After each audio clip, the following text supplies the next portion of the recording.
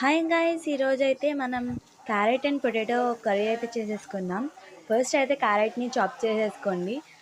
Chop చేసుకుని పక్కన పెట్టేసుకున్నాక carrot, potato, onion 3 chop చేసేసుకుని పక్కన పెట్టేసుకుందాం. తర్వాత అయితే ఒక ప్యాన్ స్టవ్ మీద పెట్టేసుకుని దాంట్లో ఆయిల్ వేసేసుకుని పోపు అయితే పెట్టేసుకుందాం.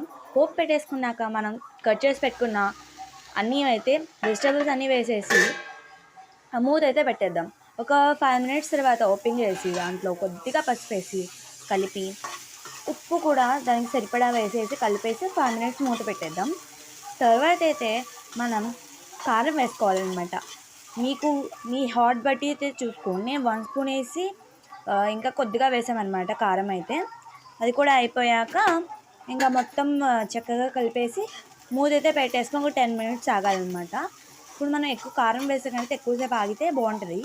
ఈ కర్రీ మొత్తం అయితే మనం లో ఫ్లేమ్లోనే ఉంచుకోవాలి. హై ఫ్లేమ్ మాత్రం అస్సలు పెంచకూడదు, తొందరగా మారిపోయిద్ది అనమాట. తర్వాత మీ టేస్ట్ బట్టి శనగపిండి వేసుకుంటే వేసుకోవచ్చు, లేకపోతే లేదు గాయస్. నాకైతే శనగపిండి అంటే చాలా ఇష్టం, అందుకే శనగపిండి అయితే వేసాను అనమాట. బాగుంటుంది శనగపిండి వేస్తే, మీరే చూడండి, టెస్ట్ చేయండి, చాలా బాగుంటుంది. ఇంకా మీకు ఫస్ట్ అయితే క్యారెట్ కర్రీ ఎప్పుడు తినలేకపోతే మాత్రం ఫస్ట్ నార్మల్గా చేసుకోండి. అది కనుక బాగా నచ్చితే మీకు చక్కగా ఇలా శనగపిండి వేసుకుని తింటే చాలా బాగుంటుంది. ఇంకా వేడి వేడి అన్నంలో కలుపుకుని తింటే చాలా చాలా బాగుంటుంది అనమాట. మీరు ఇంకా చెప్పలేరు, చాలా బాగుంటుంది. పిల్లలకు కూడా హెల్దీ, ఇంకా టేస్ట్ కూడా బాగుంటుంది. ఇంకా ఈ వీడియో కనుక మీకు నచ్చితే please like, share and subscribe guys. Bye.